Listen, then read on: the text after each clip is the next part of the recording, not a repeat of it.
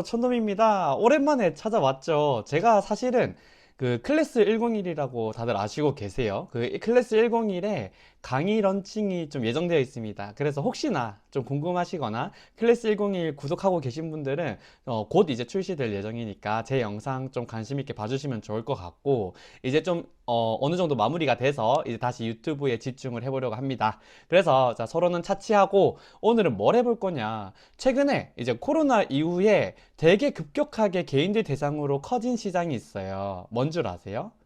바로 국고채 시장입니다. 그래서 국고채 시장이 왜 이렇게 커질 수 있었는지, 그리고 이렇게 커지게 된 이면에는 어떠한 그 금융기관의 꿍꿍이가 있었는지, 이런 것들 민낯을 세세하게 한번 파헤쳐보는 시간을 가지려고 합니다. 그러니까 혹시 국고채 투자하고 계신 분들은 집중해 주시길 바라겠습니다. 자, 일단 금융시장이 커지기 위해서 가장 중추적인 핵심적인 역할을 하는 기관은 어디일까요? 바로 은행과 증권사입니다. 근데 그들은 과연 뭘로 움직이게 될까? 고객들의 수익일까? 아니, 그들의 수익, 바로 수수료입니다. 물론 수수료만 높다고 해서 그 시장이 커질 순 없어요. 해당 상품이나 증권의 매력도, 투자 매력도가 높아야 되는 건 사실입니다. 근데 서두에 말씀드렸던 것처럼 금융기관의 수수료, 그리고 이 투자 매력도가 개인들 입장에서도 상당하면서 이 두 가지가 동시에 충족되면서 급격하게 개인들 대상으로 커진 시장이 있습니다. 그게 바로 국고채 시장입니다.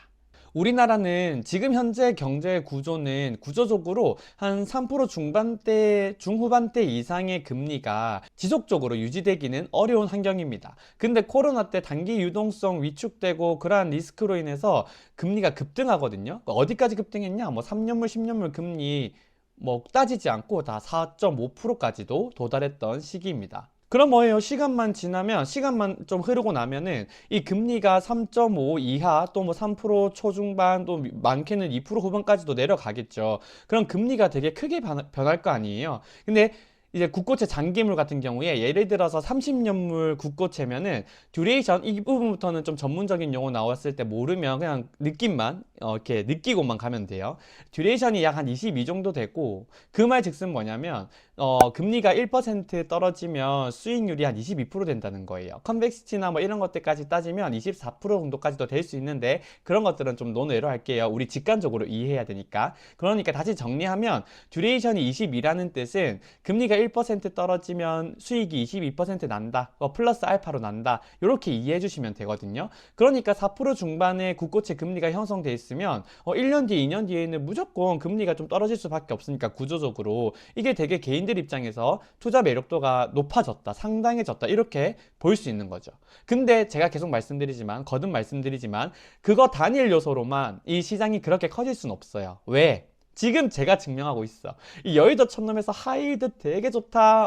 저번에 KG 모빌리티 청약 들어가는 뭐 다 매력적인 거 이야기해도 뭐 반응 없잖아요. 그렇죠? 관심도 없어. 왜? 개인들은 그렇거든요. 그럼 여기서 뭐 누구의 역할이 중요하다고? 은행이랑 증권사의 역할이 중요하다고. 근데 걔네들이 움직이는 요소는 뭐예요? 바로 고객의 수익이 아니라니까. 고객 수익보다는 본인들의 수익. 그러니까 증권사, 은행의 보수, 수수료가 높아야 합니다. 근데 이거 웬걸? 국고채 장기물과 같은 이 장기물 채권은 고객한테 티 안 나게 보수를 마구마구 착취할 수 있는 매력적인 증권이에요. 왜 그런지 한번 같이 설명드릴게요. 자, 일단 세일즈 포인트는 다 잡혔죠. 고객들한테 제가 방금 말씀드린 것처럼 세일즈하는 거예요. 지금 금리가, 국고채 금리가 4.5%인데 이거 구조적으로 유지가 될 수가 없다. 결국에는 3% 중반 이하로 떨어질 건데, 그럼 뭐 금리가 최소 1%는 떨어질 거다. 그러면 수익이 22%, 25%막 이렇게 나니까 정말 매력적이에요. 고객님, 요거 들어가시죠. 그러면 당연히 고객 입장에서 뭐, 아이 뭐 국고채 뭐 부도 비용도 없고 얼마나 좋아요. 너무 좋은데? 이러면서 이제 투자를 한단 말이야. 자, 근데 보수, 그 민낯을 한번 까볼게요. 자, 그러면 국고채 4.5% 정도에 거래되고 있는 30년물 국고채가 있는데, 이걸 이제 PB, 증권사 영업해주시는 분께서 고객분들께 4.3에 세일즈를 한다고 해보겠습니다. 그럼 뭐요? 0.2%밖에 차이가 안 나잖아요. 그럼 고객 입장에서 뭐 4.5%짜리 4.3에 주는 거면 0.2%밖에 안 되는 보수 엄청 저렴하네, 이렇게 생각하실 수도 있어. 또 근데 그분은 되게 고액자산 가액 가능성이 높아요. 일단 대부분의 개인들은 이 국고채가 4.5에 거래되고 있다라는 그 사실조차도 모를 거란 말이야. 아무튼 그럼 여기서 가격 기준으로 볼게요. 그 국고채 30년물 4.5에 거래되고 있었을 때 그 하나 증권을 갖고 왔는데 그 증권의 가격이 5,300원 정도였어요. 근데 0.2% 딱 떨어뜨려서 4.3%에 사면 얼마였냐? 바로 5,519원이었습니다. 그러니까 5,300원당 219원을 떼갔다는 거예요. 그게 퍼센트로 따지면 4.13%입니다. 그러니까 내가 1억을 투자하면 413만 원 일단 보수로 지급한 건이에요. 어마무시하지 않아요? 우리가 일반적으로 제가 PB 생활을 하면서 고객분들께 세일즈를 할 때 좀 보수를 많이 떼간다 싶은 게 한 100bp, 그러니까 1% 정도였거든요. 1에서 1.5%. 그럼 1억당 100에서 150만 원 정도 사이란 말이에요. 그것도 많이 떼가는 거야. 근데 지금 국고채가 얼마 떼간다고? 413만 원 떼간다고. 그러니까 PB님들 입장에서는 얼마나 좋은 상품이겠어요.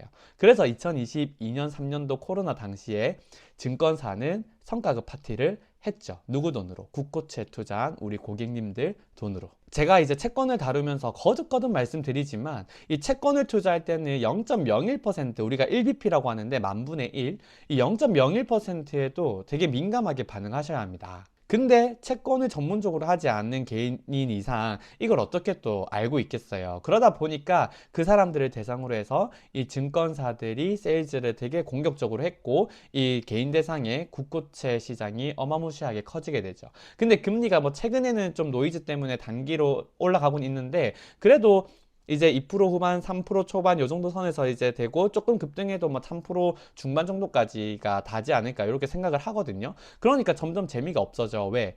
아니 보수야 많이 떼갈 수 있는데 그러려면 고객들 수익이 좋아야 된다니까. 근데 지금 이제 애매한 시장이 됐잖아요. 그래서 이렇게 슬 옆으로 눈을 돌려. 그래서 뭐게? 지금 국고채 이후에 갑자기 어마무시하게 커지고 있는 시장이 있어요. 해외 주식 투자에 같이 이제 동참해서 커지고 있는 시장, 바로 미국 국고채 시장입니다.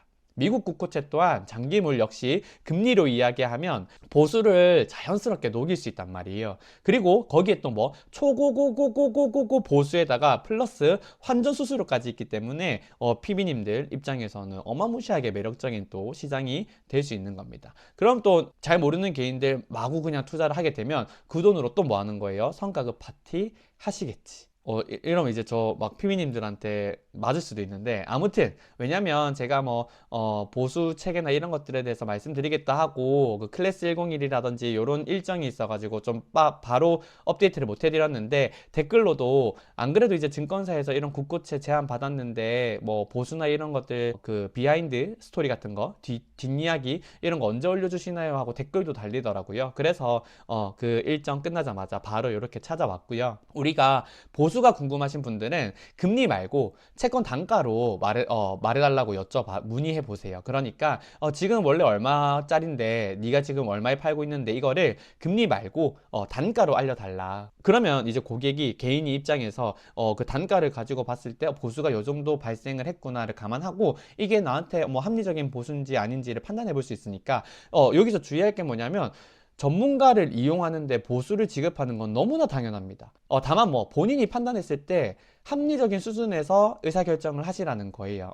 본인도 모르는 사이에 막 보수가 어마무시하게 나가면 그런 것들이 좀 불합리하다라고 해서 제가 말씀드리는 거지, 무조건 이걸 깎아야 된다, 이거 절대 아닙니다. 만약에 보수를 계속 좀 비합리적으로 깎으면 그 다음부터는 그 전문가들 입장에서는, 금융기관 입장에서는 본인들한테 세일즈를 해줄 필요가 없어. 돈이 안 되잖아. 그러니까 뭐 어느 정도 합리적인 수준에서 항상 움직이셔라, 이렇게 말씀드릴 수 있겠네요. 됐죠? 그럼 뭐 많은 사람들, 뭐 대부분의 사람들이야 뭐 어떻게 투자하든 상관없어. 적어도 이 여의도 촌놈을 구독해주시고 시청해주시는 우리 촌뜨기 여러분들은 어떻게 눈, 코 베이지 말고, 알겠죠?